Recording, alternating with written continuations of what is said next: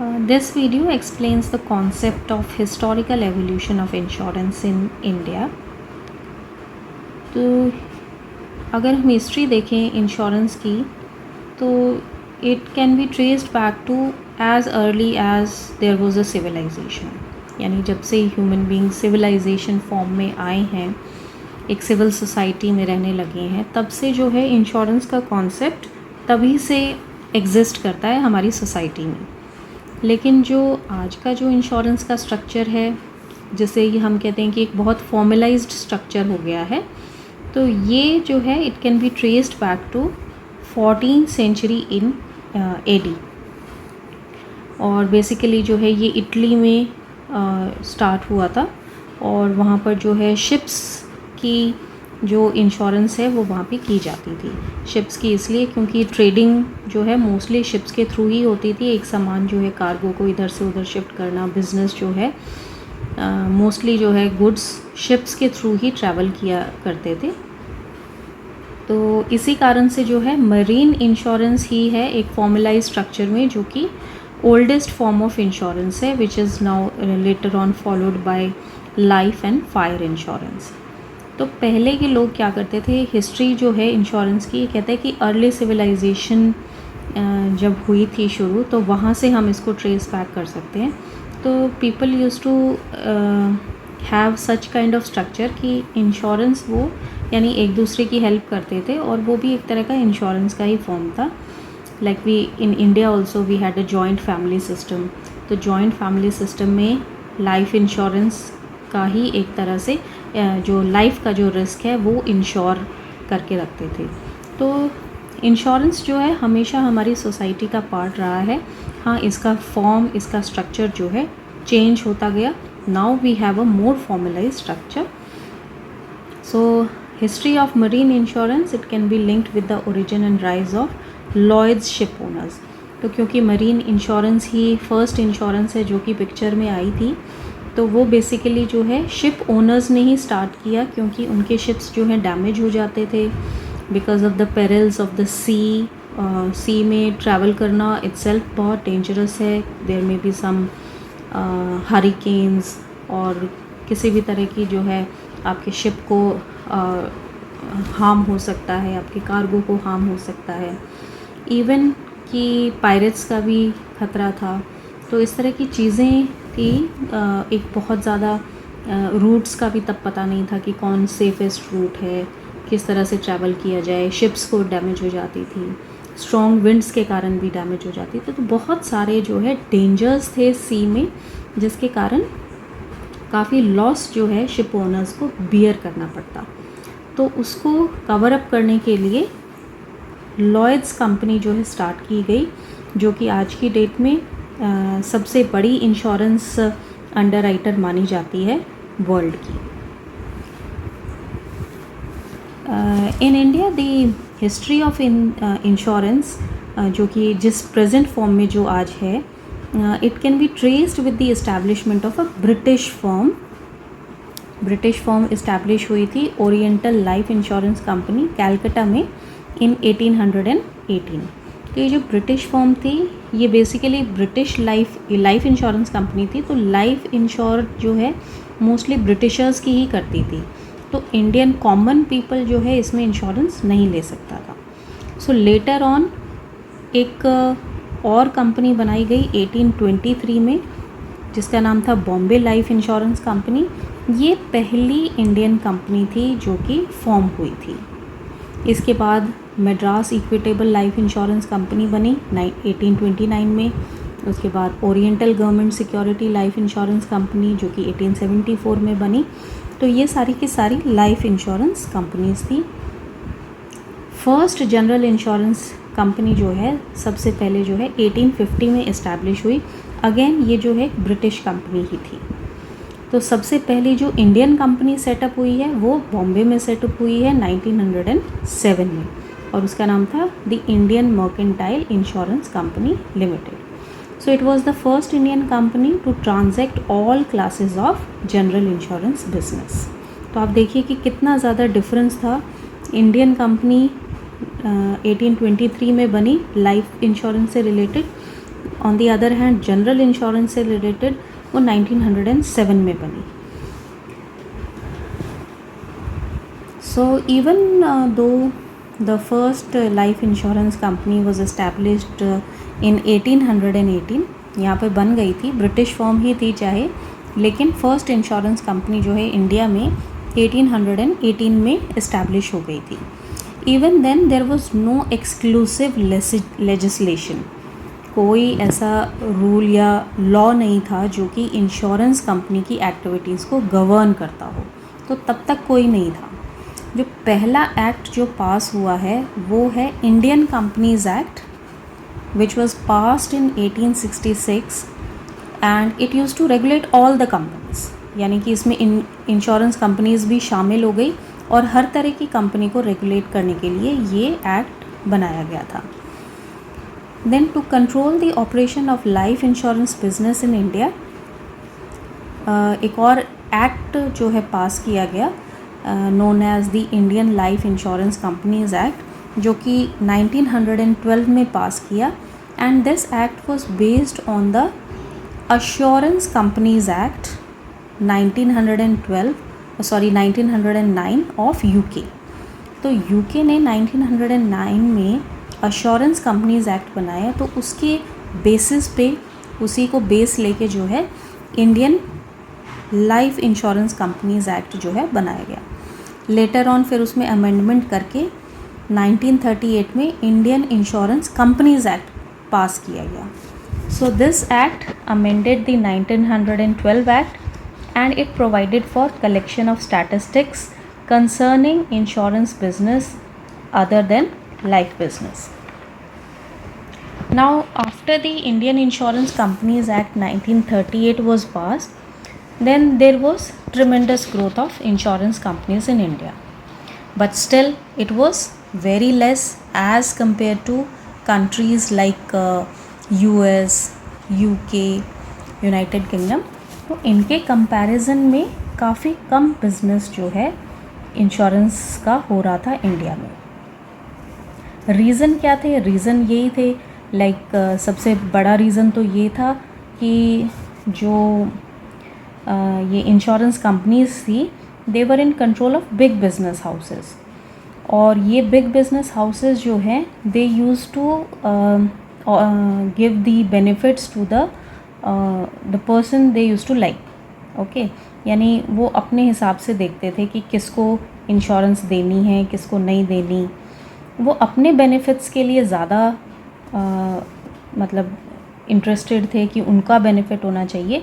तो majority banks और insurance companies जो हैं वो बड़े बड़े बिजनेस हाउसेस ने ही चला रखे थे, और वो बैंक्स और इंश्योरेंस कंपनीज की जो सर्विसेज थी वो अपने बिजनेस पर्पस के लिए यूज़ करते थे, जिससे क्या हुआ कि काफ़ी ज़्यादा इरेगुलरिटीज़ आ गई. So there were many malpractices and deficiencies in the insurance business in India at that time.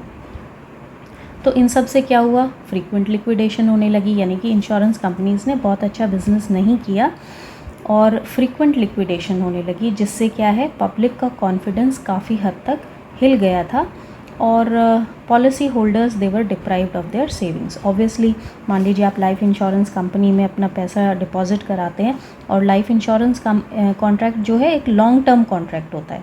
तो जब बेनिफिट लेने का टाइम आता है, मान लीजिए उस टाइम कंपनी ना रहे, तो एक तरह की आपकी काफ़ी सालों की सेविंग्स जो हैं वो ख़त्म हो जाती हैं. तो इससे पब्लिक का कॉन्फिडेंस इंश्योरेंस कंपनीज़ में बन नहीं पाता.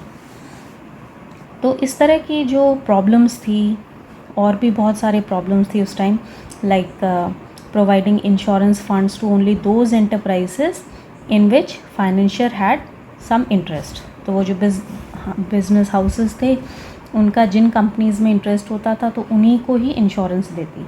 इससे एक्सेसिव कॉस्ट होती. Then there were some rebating and unsatisfactory standards of management of business. So there were lots of problems. So due to this dissatisfactory performance of insurance sector and distrust among public, the government of India then decided to nationalize life insurance. तो क्या किया? Life insurance को nationalise करने का decision लिया. and they amalgamated around 154 life insurance companies जो कि Indian insurers थे, 16 उसमें से नॉन इंडियन इंश्योरर्स थे एंड 75 प्रोविडेंट फंड सोसाइटीज़ थी। तो इन सबको मर्ज कर एक सिंगल कॉरपोरेशन बनाई, that was life insurance corporation, और ये 1956 में किया गया था। तो जब LIC बनी तो LIC ने जो है काफ़ी ग्रोथ की, मतलब जो भी ड्रॉबैक्स थे उस टाइम जिसके कारण नेशनलाइज़ किया गया था लाइफ इंश्योरेंस बिज़नेस को, तो वो ड्रॉबैक्स जो है लाइफ इंश्योरेंस ने काफ़ी हद तक पूरा किया। पब्लिक आउटरीच बढ़ी, यानी बहुत ऑल ओवर इंडिया जो है LIC के ब्रांचेस और ऑफिस खुल गए थे, बहुत से लोगों ने इंश्योरेंस पॉलिसीज़ ख़रीदी थी। तो कॉमन मैन तक पहुंचाने की पूरी कोशिश जो है LIC ने की, खूब सारा फंड्स भी इकट्ठा किया और ग्रोथ भी बहुत करके दिखाई थी। तो इसकी जो है जो सक्सेस थी LIC की सक्सेस को देखते हुए फिर 1973 में इसी तरह से GIC को भी फॉर्म किया गया। GIC is general insurance company, और GIC जो है it was the holding company. इसके अंडर ये 4 जो हैं सब्सिडरी कंपनीज़ बनाई गई थी। First one was the New India Assurance Company Limited, second was the Oriental Insurance company Limited, then United India Insurance company Limited and National Insurance Corporation of India. तो ये 4 company जो है India में जितना भी जनरल इंश्योरेंस का business था वो सारा का सारा संभालती थी, और इन्होंने भी जो है काफ़ी हद तक मतलब बहुत अच्छी ट्रिमेंडस ग्रोथ करके जो है इसमें दिखाया था। पर इसको क्यों बनाया गया? रीज़न सेम थे, जैसे लाइफ इंश्योरेंस के केस में थे ऐसे ही जनरल इंश्योरेंस के केस में भी जो प्राइवेट कंपनीज़ थी वो बहुत ज़्यादा अच्छा ऑपरेट नहीं कर रही थी, उनको बहुत ज़्यादा फाइनेंशियल लॉसेस हो रहे थे, और लॉसेस होने के कारण वो बंद हो जाती थी, लिक्विडेट हो जाती थी, जिससे कि काफ़ी नुकसान हो रहा था इकोनॉमी को। तो काफ़ी हद तक तो इकोनॉमिक स्लो डाउन था ड्यूरिंग दिस टाइम पीरियड। 1962 से लगा के 1972 तक जो है ये 10 इयर्स तो इंडिया ने 3 वॉर्स में ही निकाल दिए थे। So there were 3 wars in a decade. तो 1962 में हुई, फिर 65 में, 71 में। तो इन वॉर्स के होने के कारण गवर्नमेंट का जो है सारा फोकस इंडस्ट्रियलाइजेशन और इकोनॉमी को छोड़ के आर्मी पे ज़्यादा चला गया। तो बहुत सारा बजट से जो फंड्स हैं वो आर्मी की तरफ डाइवर्ट हो गया था। तो जिससे कि जो हमारे स्मॉल एंटरप्रेन्योर्स हैं या एंसिलरी यूनिट्स थे, तो ये सारे के सारे इनकी जो ग्रोथ है वो काफ़ी कम हो गई थी, या ये कहें कि उनको लॉसेस होते थे। उनको लॉसेस होते तो इंश्योरेंस कंपनीज़ को भी लॉसेस बियर करने पड़ रहे थे। सो अब क्योंकि इंश्योरेंस तो ज़रूरी है किसी भी इकोनॉमी के लिए, बैंक और इंश्योरेंस जो है बहुत ज़रूरी है डेवलपमेंट के लिए। तो गवर्नमेंट डिसाइडेड कि इंश्योरेंस को भी, जनरल इंश्योरेंस को भी नेशनलाइज कर दिया जाए। और नेशनलाइज करते टाइम 107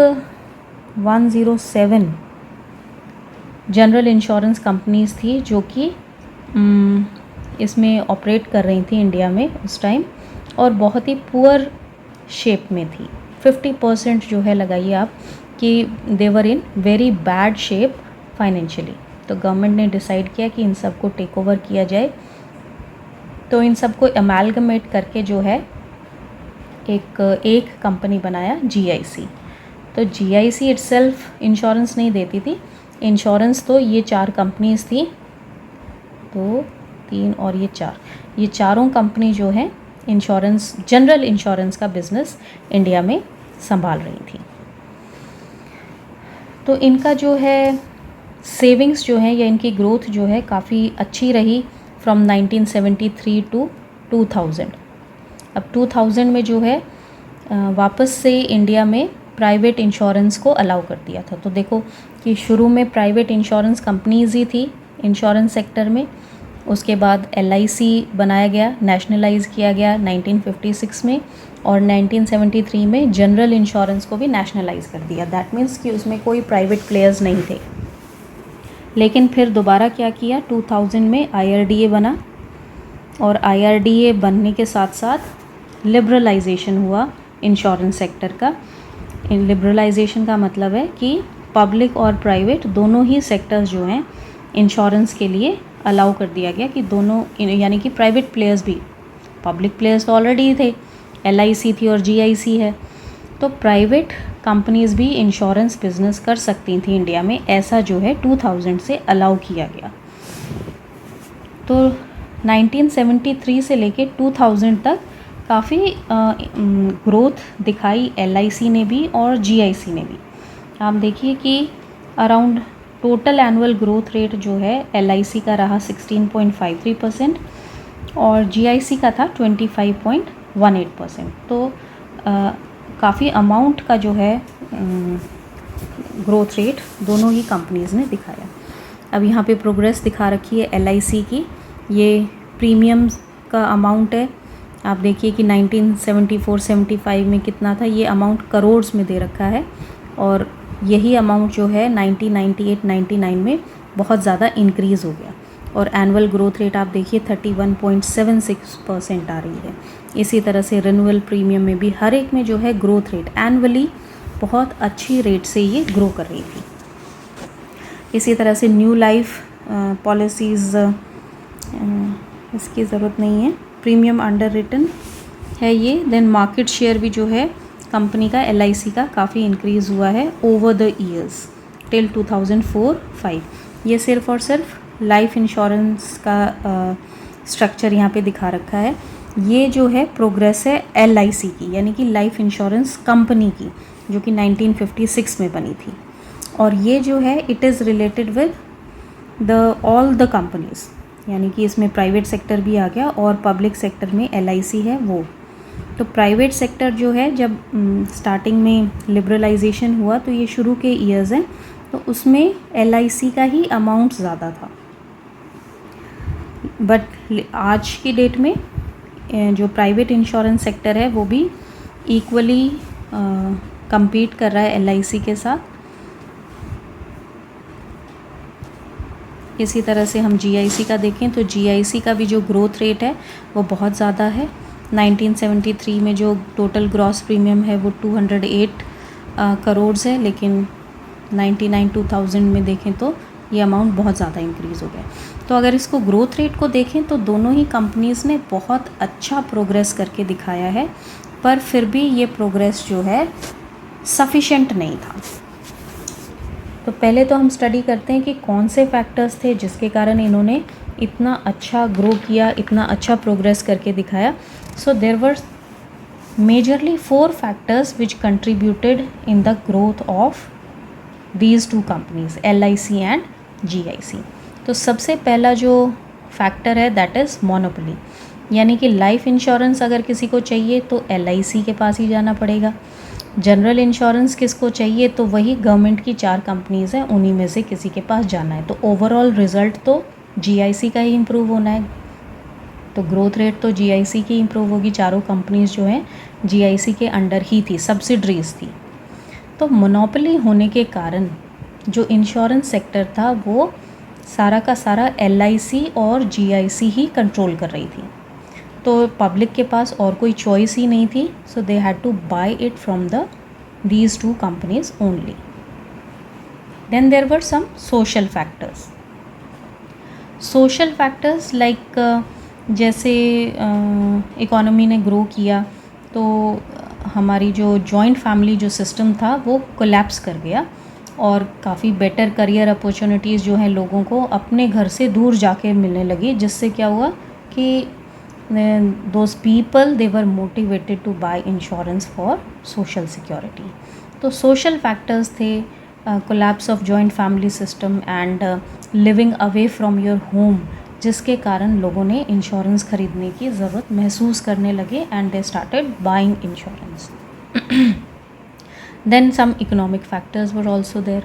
अब क्योंकि इंडस्ट्रियलाइजेशन हो रही थी, बेटर जॉब अपॉर्चुनिटीज़ मिल रही थी, तो obviously that improved their standard of living and purchasing power. तो परचेजिंग पावर जब हमारी अच्छी होती है तो हम ये जो इकोनॉमिक फैक्टर हमारा जो है that also motivates to buy insurance. Other factors में क्या आएगा? अदर फैक्टर्स में like there were challenging jobs. पहले तो सिंपल लिविंग थी और सिंपल ही सारी चीज़ें होती थी। फैमिली स्ट्रक्चर हमारा था कि एक को कुछ हो गया तो दूसरे ने काम संभाल लिया, पर अब सब अकेले अकेले रहने लगे, चैलेंजिंग जॉब्स हो गई, तो इसने भी इंश्योरेंस को बूस्टअप दिया, टैक्स बेनिफिट दिया गवर्नमेंट ने। तो टैक्स बेनिफिट्स जो हैं वो भी मोटिवेट करते हैं टू बाय इंश्योरेंस। तो मोस्टली लोग इसीलिए इंश्योरेंस ख़रीदते थे ताकि उनको टैक्स में छूट मिल जाए। Then there was lot of increased risk to life because of rapid changes in the environment. Environment हमारा बहुत ज़्यादा तेज़ी से चेंज हो रहा था, तो काफ़ी सारे रिस्क भी हमारे बढ़ गए, like risk of theft, fire, damage to property. तो इस तरह से ये सब चीज़ों ने क्या रिज़ल्ट किया? It resulted in more person going for insurance. तो अब मैंने इतना आपको बताया कि बहुत अच्छी ग्रोथ इन्होंने दिखाई, LIC ने भी खूब ग्रो किया, प्रीमियम बहुत ट्रेमेंडस ग्रोथ रेट 32% से ग्रो कर रहा था। तो ये सब सुनने में बड़ा अच्छा लगता है, but still there were certain weaknesses in insurance sector. So although insurance industry it grew tremendously after nationalization in terms of, you can say, premium income, introduction of new products, wide coverage. पहले तो आम लोगों को मिलती ही नहीं थी insurance, लेकिन अब मिलने लग गई थी। नए नए जो हैं इनोवेटिव न्यू कवर्स आ गए थे for weaker sections of the society, investment in social sectors and creating infrastructure at grassroots level, but still it suffered from several weaknesses. तो 19 यानी इंडिपेंडेंस का टाइम अगर आप देखें और 2000 का टाइम अगर देखें तो ग्रोथ तो कहते हैं बहुत हुई। 1956 से लेके 2000 तक LIC ने खूब काम किया, खूब ग्रोथ दिखाई, इसी तरह से GIC ने भी खूब ग्रोथ दिखाई। लेकिन जब हम उसको कंपेयर करते हैं, हमारे इंश्योरेंस सेक्टर को कंपेयर करें बाकी कंट्रीज़ के इंश्योरेंस सेक्टर्स के साथ, तो अभी भी बहुत ज़्यादा पिछड़ा हुआ सेक्टर था इंडिया का। So there was huge market which was untapped. तो अनटैप्ड था, पोटेंशियल बहुत था, जिसके कारण इसको लेटर ऑन लिबरलाइज किया। तो वीकनेस क्या क्या थी ये देखिए, वीकनेस यहाँ पर मेंशन की हुई है। सबसे पहला है इंश्योरेंस पेनिट्रेशन। इंश्योरेंस पेनिट्रेशन को कैसे डिफाइन करते हैं? It is the insurance premium as share of GDP, यानी कि हमारा जो इंश्योरेंस प्रीमियम है वो GDP का कितना परसेंटेज है, GDP में कितना कंट्रीब्यूट कर रहा है। तो despite the growth of GDP by 47 times, 1973 से लेके 2000 तक GDP जो है 47 टाइम्स ग्रो किया, फिर भी जो है इंश्योरेंस पेनिट्रेशन कितनी थी? ओनली 0.56%। ठीक है, तो और ये तो थी इन case of non life sector, और टोटल जो है, टोटल कंट्रीब्यूशन जो है दैट वाज 1.39%। इंश्योरेंस का टोटल कंट्रीब्यूशन GDP में 1.39% था सिर्फ। और अगर इसको कंपेयर करें बाकी कंट्रीज़ से, लाइक USA, हाँ, तो USA का तो बहुत ज़्यादा कंट्रीब्यूशन था। It was around like 20 to 25%, इतना कंट्रीब्यूशन था उनका GDP में। डेवलप्ड कंट्रीज़ को छोड़ो, जो डेवलपिंग कंट्रीज़ थी या जो ईस्ट एशियन कंट्रीज़ थी उनका भी बहुत बेटर था, इंडिया से तो बहुत ज़्यादा अच्छा था। फॉर एग्जांपल साउथ कोरिया का it was 3.79%, then in case of Japan it was 2.45, in case of Taiwan it was 1.69, Malaysia का 2.19% था। तो ये जो कंट्रीज़ थी जो कि इंडिया के आसपास की ही कंट्रीज़ हैं, तो उनका भी जो कंट्रीब्यूशन है या इंश्योरेंस पेनिट्रेशन है वो इंडिया से बहुत ज़्यादा बेटर था। तो इनसे जब कंपेयर करें तो दिखता था कि नहीं, इंडिया का जो इंश्योरेंस सेक्टर है उसकी कोई बहुत ज़्यादा अच्छी परफॉर्मेंस नहीं है। इसी तरह से जो इंश्योरेंस डेंसिटी है वो भी बहुत पुअर थी इंडिया की। इंश्योरेंस डेंसिटी का क्या मतलब होता है? प्रीमियम पर कैपिटा, यानी कि जो हमारी पॉपुलेशन है उसके हिस्से में कितना प्रीमियम आता है। तो एक, और ये इंश्योरेंस, ये जो पॉपुलेशन है कौन सी पॉपुलेशन है? जिसकी की परचेजिंग पावर है, ठीक है। तो उनको तो हम काउंट ही नहीं कर रहे, उन लोगों को जिनके की परचेजिंग पावर नहीं हो, यानी कि जो बिलो पॉवर्टी लाइन है, तो वो लोग नहीं, वो सिर्फ वो पॉपुलेशन जिसको कि हम कहते हैं इंश्योरेबल पॉपुलेशन। इंश्योरेबल पॉपुलेशन होती है जिनके के पास पैसा है इंश्योरेंस खरीदने का। तो इंश्योरेबल पॉपुलेशन को अगर काउंट करें और उनका देखें कि ये कितना प्रीमियम पे कर रहे हैं पर ईयर, तो वो कितना आता था उनका उस टाइम में जो है, इट वाज $2.2। $2.2 उस टाइम के रुपीज़ के बराबर था, ऑलमोस्ट 80 रुपीज़। तो पूरे साल में एक बंदा कितना अमाउंट का प्रीमियम पे कर रहा है? 80 रुपीज़ का। वाई? क्योंकि most of the population was not insured, बहुत लोगों ने ख़रीद ही नहीं रखा। तो अगर एवरेज करके निकालें तो हर बंदे का जो कंट्रीब्यूशन है वो 80 रुपीज़ के करीब आता था।